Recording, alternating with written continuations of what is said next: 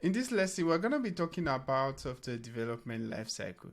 As a business analyst, software tester, project manager, or anybody that is involved in building software products, you need to understand the life cycle of software. You need to know how software is being developed within the team. So, as with everything in life, it's always important for you to understand the different life cycle. Even as humans, you go through different life cycle. The first stage is where you're a fetus, you're just developing in the womb, and then where you're born, you start to take baby steps, you grow to teenager, and then you go through that life cycle till we eventually die. Right? So that's human life cycle. It's the same thing with software as well. There's this life cycle that every software development effort goes through. And you understanding the life cycle gives you a lot of advantage because you know exactly what role you play in helping to move the work forward, in helping to be a critical player, in the whole process. So first, what is this software development lifecycle? What does it look like? For example, so the first stage is project initiation, right? We've talked about project initiation during our discussion about project management lifecycle as well. And we're familiar with the concept of, project initiation, which means that this is when we do things like feasibility study, understanding the project scope, developing business case or project charter that gives us overall direction about what we want to do in the project. Now, we know that project management lifecycle, is applicable to any type of project. We also discussed the different type of project.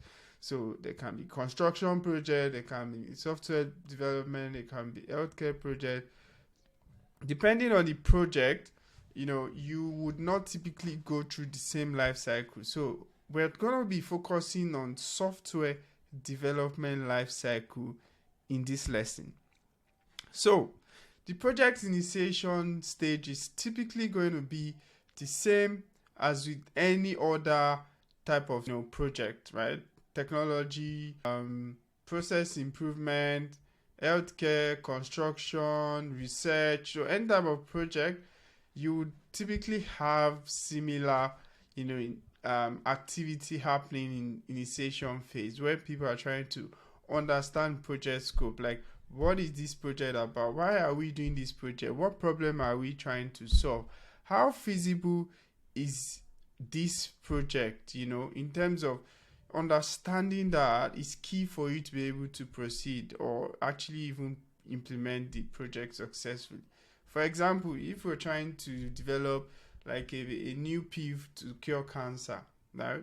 And we're doing the feasibility study right now, I'm not sure that there's any pill to actually cure cancer, right? So you can see that right off the bat, you can quickly determine that, this is not actually doable. This project is not doable, right? But if we're doing a research and development into cure for cancer, then that's another case. But if you're specifically trying to say, here is a pill, anybody that takes it get healed from cancer, then at the moment, maybe in future, definitely we would have that and it would be nice. But right now, there isn't any solution for that. So our feasibility study might fail, or more likely to fail. And then it just gives us a lot of perspective into saying, look, this project is not feasible, we won't be investing, right? But imagine it is something feasible, like we're not wanting to build a website and that will move our business forward in terms of getting new customer, communicating our product better, improve the relationship with our customer, and then that is feasible. There are a lot of projects that happens every minute on building website, so that is feasible in terms of being able to develop a website. But it might not be feasible in terms of budget, right? Depending on the organization, they might not actually have a budget for it. So you need to look at feasibility in terms of every aspect of it, are we able to actually do this project? And do we have the resourcing? Do we have the right people to work on it? Things like that. So at the end of the day, you will have all those conclusion or recommendation in your project charter and business case document. And that's typically the output of your project initiation. Now, when we have a project that has been approved to go further, like go into development, right? Being implemented.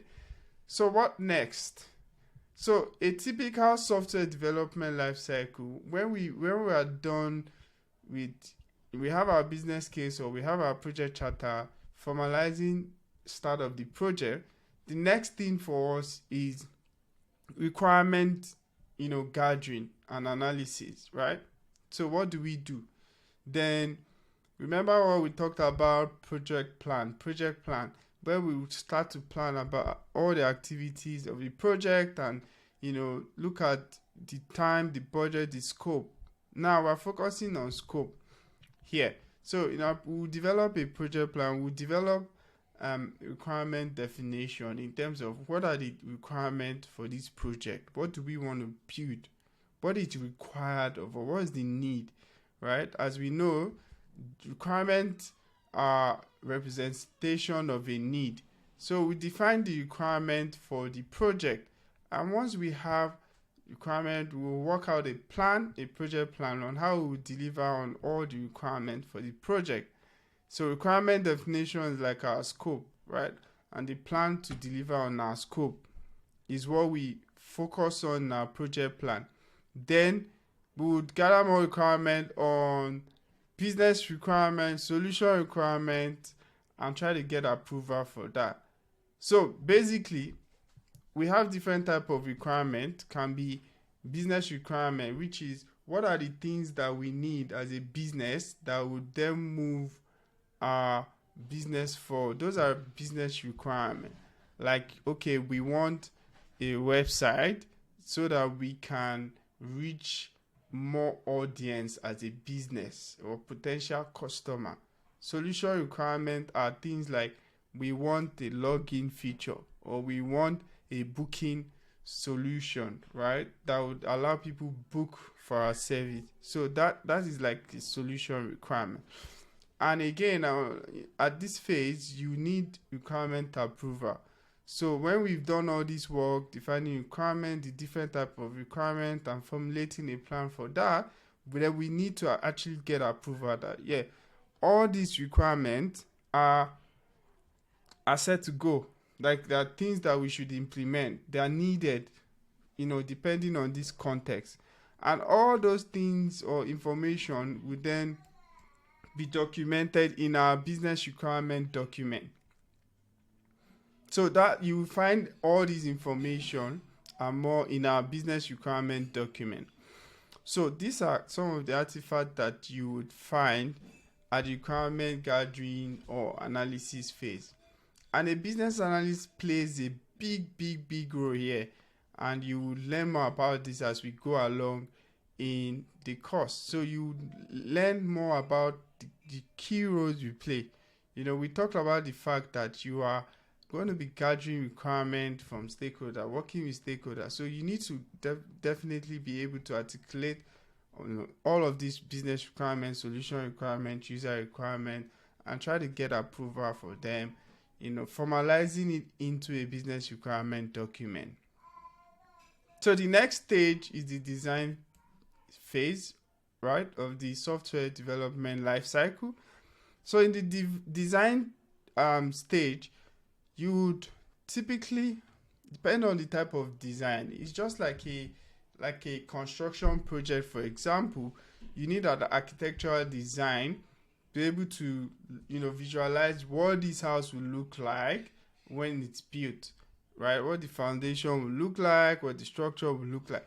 The same thing for software as well. So we can conceptualize design like, in collaboration with a solution architect. We will build the solution architecture. Like, what will this software architecture look like? In more sophisticated software development project, you need a more sophisticated, architectural design, showing us how this software will run, what technology, what is the infrastructure need, all of that will be represented in the architectural diagram. And a BA, based on the business requirement that you'll be able to articulate and explain to the solution architect and the team, be able to come up with a conceptual design, like an architectural design for the solution, right? Also, the other type of design that you need, for example, we can see things like UI UX design, mock-ups, prototype of the application. So it has a design phase. We would come up with all those type of design.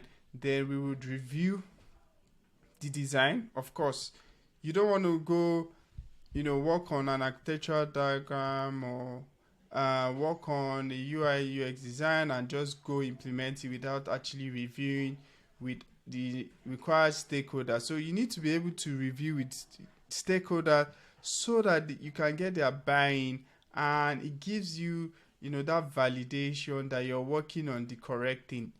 You can't just come up with a draft design and then run with it. So you need to actually review it with the appropriate or relevant stakeholders, and then you can now distill that into more design. It can be process flows, it can be swim lanes, just to give more clarity on what is required. Use case diagrams, those are very important diagrams that you need to actually come up with to give more clarity. Also, as with requirement, you need to also get approval. Right? Approval is important. It's also a point of validation that you need. You need to validate that your requirement is good enough, would meet the project objective, and you're going to be building the right product and solving the right problem for your stakeholder. Now, once all the design is approved and you have consensus, then you can then move to the build state. So a building state is when we're actually developing. So the developers are actively involved here. And we will still talk about the different roles in typically software development team, right? So, but the developers will build. That's where they write the code. They start to code based on the requirement and the design that the business analysts, in collaboration with other members of the team, have been able to articulate, right, and gotten approval for. So they would also, start to code or build the application, and as part of their coding standard as developers, they need to typically write unit tests. So unit test is a form of validation at the code level to check that what we're building is correct, is right. Right, so you have unit test in the code to test the logic of the application. Now, a BA does not really function in terms of writing unit tests. It's just good for you to know that, as the developer writes the code of the application, there's something called unit test that you need to be able to validate at the code level the logic of the application. Right. So after unit test, they also need to do code review with their peers. So they definitely need to get other peers, because when we do something, we need to definitely get a second eye so that we are sure that we're validating for correctness or verifying. So developers do pull requests where they get somebody else to review the code, or their manager reviews the code before it is then merged, right? So it's then deployed to the test environment. So it's the next stage of the software development lifecycle. So when we build something here, we want to test it, right? We want to test for correctness. I mentioned unit test here and specifically pointed out that it is at the code level. This is done by developer. But here, this will be done by the QA or tester. So they are testing with respect to the requirement here. Like, yes, this requirement is doing what it should. For example, a login requirement. User should be able to log into the application. Right? The tester will be checking that, hey, indeed, I am able to log in successfully with my username and my password to the application.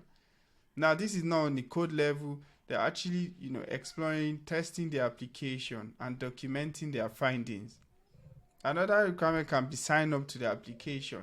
Then here the tester would be testing the sign up application, functionality of the application, testing the sign up functionality of the application, ensuring that when the right parameters is set, the system allows users to sign up on the platform correctly. So things like that are what a tester would typically do, and they will do it at system level as well, right? So system means that the application, a system has subsystems. So at this level is unit. They are coding like login, they are coding like sign up, so different unit, transaction, depending on the application.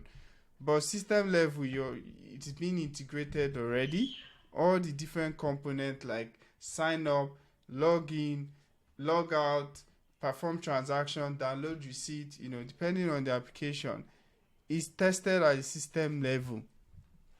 As you know, you can't, when you sign up to an application, if the login is not implemented, then you will not be able to log in, right? So for system testing, we expect that all the functionality, all the modules are already integrated, working as a system as a whole, and that's what we mean by system testing. User acceptance testing or UAT can also be done, and ABA also has a big part to play here. And what typically happens here is that the users, the guys or the stakeholders that you've articulated requirement for at the beginning here, are all invited to then help with validating that this system behaves, according to the requirement that they've given you. It works as expected, things like that. So a UAT is a very critical point in your project, and depending on the software development methodology, we'll talk about that subsequent lessons.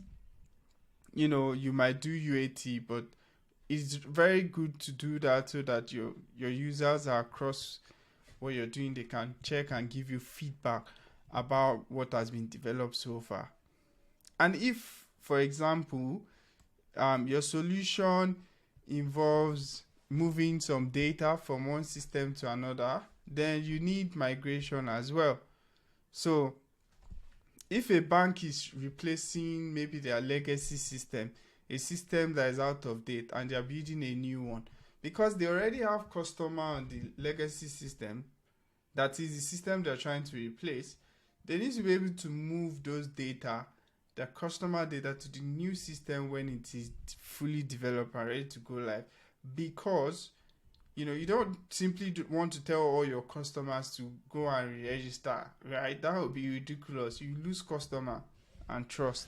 So you need to be able to plan for migration as well, so you can move customers seamlessly to your new system without disrupting operations. And when we implement and maintain, it's simply saying that, so when we've tested everything is fine and we want to start to operationalize this, we will then implement the solution that is deployed to the live environment and make sure that all the operational standards are accepted. So it means that you just think about it like your laptop. When you download an app on your laptop, it is working on your operational environment, which is working on your laptop. You can use it, right? But you're not aware who built it, who tested it. You understand? Your own as a your role as an end user is to use it and make sure you have a good experience. So here the team would deploy the application and make sure that it is easy for the end user to use it. So it is called like you're operationalizing the application. And as you can see, whilst we're at this stage of design all through to implementation, a business analyst is just focused on documenting, even from the requirement discussion. Your role primarily here is documenting, clarifying, documenting, managing scope changes, and managing the scope is important factor for a business analyst as well. You need to have a change control process, which means that if somebody wanted to make update to any of the requirements you've gathered and gotten approval for, then there has to be a process they follow. They can't just say, hey, no, change this, and another one says, hey, change this login thing, another person they change this receipt, and everything is chaotic. So you need to have a change control process where you manage a change log, and then you can make update, prioritize, measure the impact of the change before it is implemented. So just to recap, a typical software development will start with initiation, where we know the business case, we have authority to actually start the project, and then the business analyst will work to define the requirement, work with stakeholders to articulate, to elicit requirement from different stakeholders. And then we have the design phase, where we start to work on the solution design, architectural design, another type of design like UI UX design, interface design, and you're able to get approval for that as well.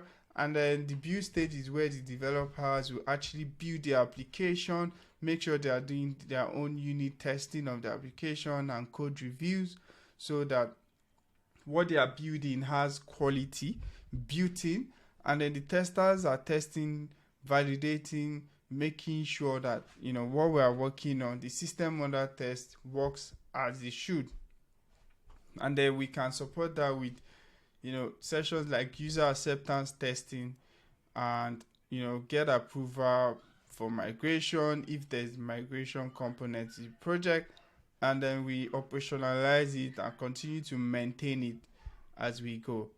And then of course, as you're working through all of this, you also need to start to train people on how to use the application so that they can support the end users if there are any issues or any support issues.